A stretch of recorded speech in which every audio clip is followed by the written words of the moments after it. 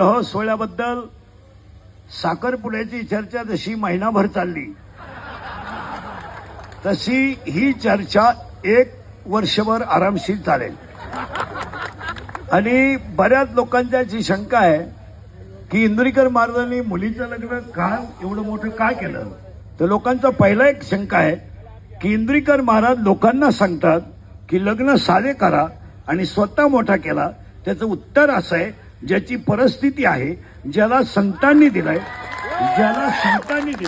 आणि ज्याच्यावर ज्ञानोबरायांची कृपा आहे त्याने जरूर करावं। पहिली शंका आहे।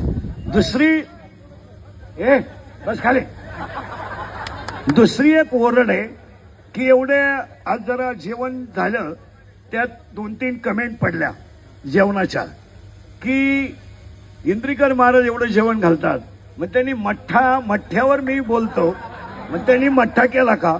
तर पहिला प्रश्न, तो मठ्ठा मी माझ्या सगळ्या कार्यक्रमातून वजा केला, म्हणजे त्याच्याबद्दल बोलायचं तुम्हाला राईट नाही। दुसरी गोष्ट, बऱ्याच लोकांनी गुलाबजामुनची चर्चा केली, तो लांब असावा। मी गुलाबजामू केलाच नाही, हा दुसरा मुद्दा केला। तिसरा मुद्दा असा होता लोकांचा की बऱ्याच आज दिवसभर ओरड होत्या की तिसरी गोष्ट अशी होती, महाराष्ट्रीयन जेवण असावं।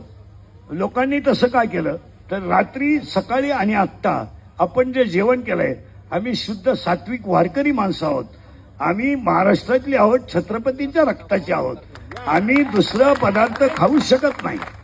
हे पहिली गोष्ट आहे। मग बऱ्याच लोकांची उद्या एक शंका राहील